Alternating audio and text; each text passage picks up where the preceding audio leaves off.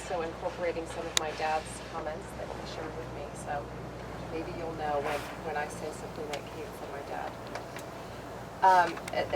As you said, we all say we remember Sadie, and you said, or we remember grandmother, or we remember mom, and I thought, we never called her grandmother, she was Sadie. And I remember telling my daughter, we're going to see Grandma Sadie, because I wanted to put it in context for her, she's 4. She said, she's not a grandma, she's Sadie. and it's so true, and I think in a lot of ways, Sadie was always young, she was always youthful. In some ways, the grandmother name never was really a fitting name for her, because she was always so youthful. And also in many ways, she was so far ahead of her time. When I think back to all that Sadie was about, and now everyone exercises, and you see women at the gym and women walking, but in Sadie's day, that wasn't really what was going on. And Sadie was always about taking her walks and being fit, and she was always about eating healthy, and you have to eat your carrots so you can have good eyesight, and you don't need those supplements, we don't need vitamins, just eat good food. And even until the end, she always had such healthy eating habits.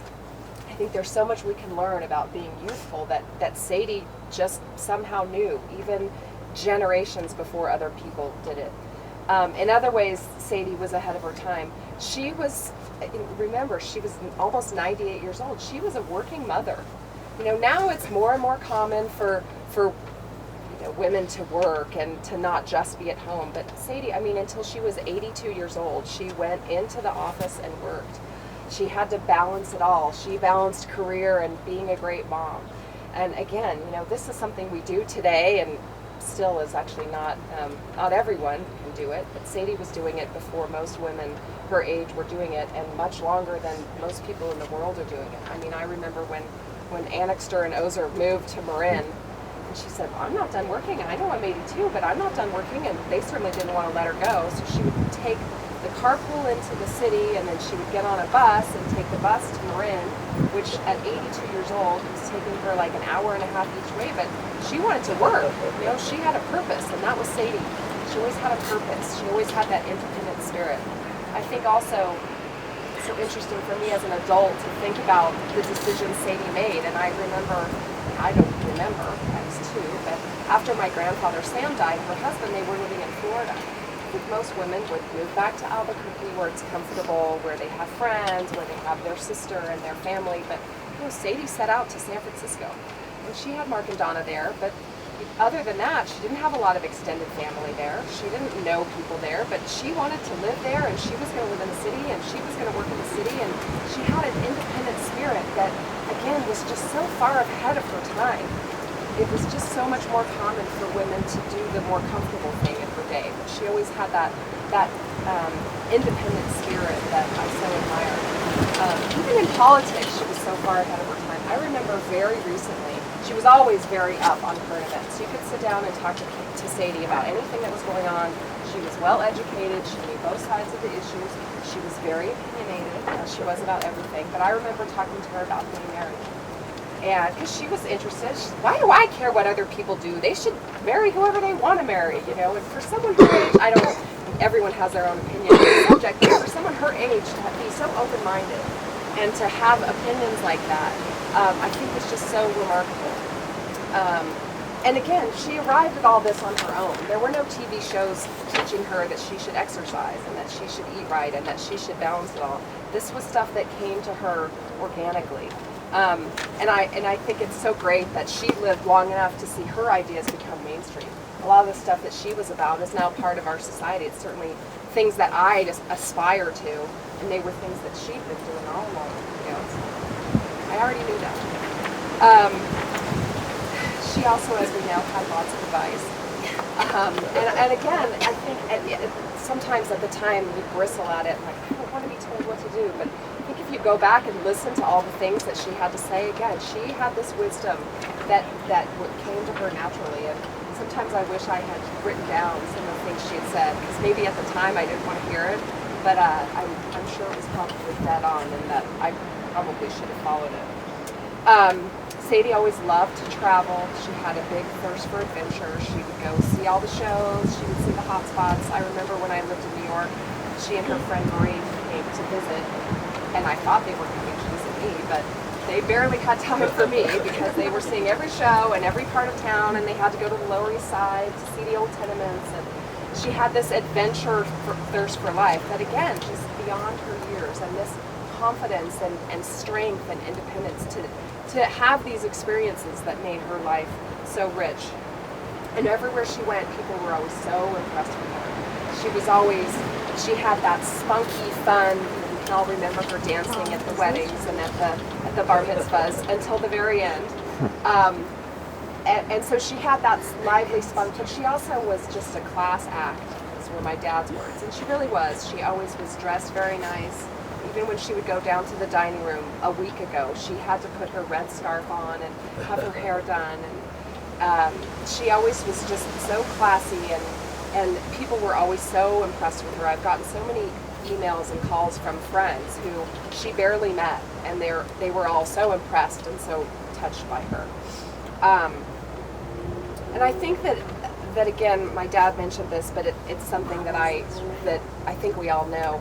The number one priority for Sadie was her family, and she was always that way. And my dad tells the story about when they were little and they had no money and they were working so hard, and Sadie was working super hard and managing the household, yet they still found time to get piano lessons for my dad and buy a piano, to buy a violin for Jeff and get violin lessons, and a guitar for Mark and guitar lessons. And as my dad says, 2 of the 3 didn't really work out. Yeah, I figured you'd know when it was his comment. 1 stuck. But I think the point is, even in their poorest times and their busiest times, they found a way to prioritize the well-being of their family. And this is a story from Donna, but Donna and Sadie had a conversation relatively recently about the fact that you can't take it with you. And I think that's a lot of Sadie's motto would have been that. She lived her life to the fullest, always, with that I can't take it with me notion in her. But Donna said, well, if you could take one thing with you, what would it be? And she said, I want to take that picture that I have on my dresser of my 3 sons and me. And my dad says that every time he talked to Cindy on the phone, she would always, at some point in the conversation, bring up the picture and how much joy it gave her to have that picture of her 3 sons to look at. And they were just the most important thing to her. And then the grandchildren and the great-grandchildren. And I would bring my baby to see her, and her face would light up, and my baby's face would light up, and they would play together. And we're talking 2 weeks ago. So one of the things that Donna and Mark and Jeff and Maria made happen is that they brought that picture of the 3 of them, and we have it in the casket with her, so she can take it with her as she wanted to do. The other thing about Sadie that I want to mention, in addition to the strength and the independence, the lively spirit, she was such a kind, good person. She was direct and she was tough and she was strong, but it was never mean-spirited.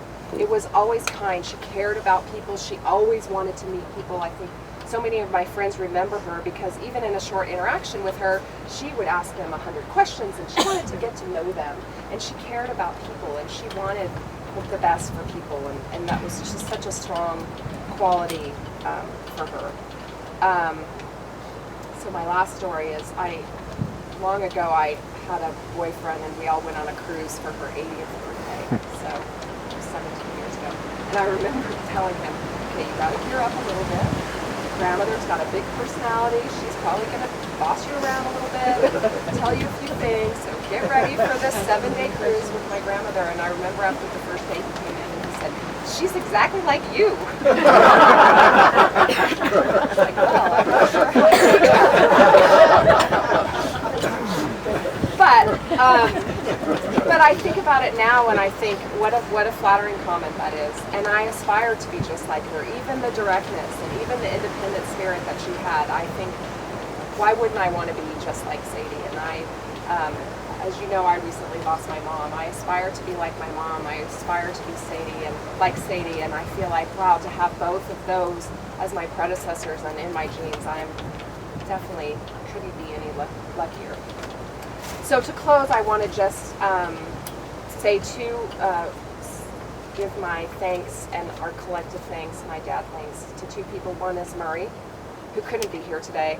Those of you, probably most of you know about Murray or have met Murray. She met Murray about 3 years ago when she was, 94, and he became her boyfriend, and they traveled the world, and he is just such a lovely, sweet person.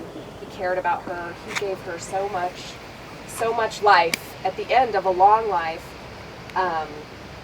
And Donna and I used to talk. Sadie would call us and say, he hasn't called me yet today. I'm not calling him back. She's like 15 years old. How great to feel 15 when you're 95. So Murray unfortunately couldn't be here with us today, but I just wanted to acknowledge the joy that he gave her. And then of course I have to acknowledge Donna, who especially, all of Sadie's Donna knowing Sadie, she was a special person to Sadie, but I think especially in her declining years, Donna just did everything. And she really was the one person in our family who was always there for Sadie. I can't tell you how many times Sadie would drive across the bridge. It's like a good hour from their house, and that's with no traffic, and she was there all the time. And Sadie knew it, and Sadie acknowledged it, but I just want to acknowledge you from all of our family for all that you gave to Sadie. The very last thing I'll say is people, say, I'm sorry, I offer you my condolences, and I think to myself, Sadie had a very long, very healthy life and a very short, pain-free death. And I think that's how we should all want to have it. So I'm sad that she's not in this world anymore, but I feel grateful for the wonderful life and the very peaceful death that she had with all of her family.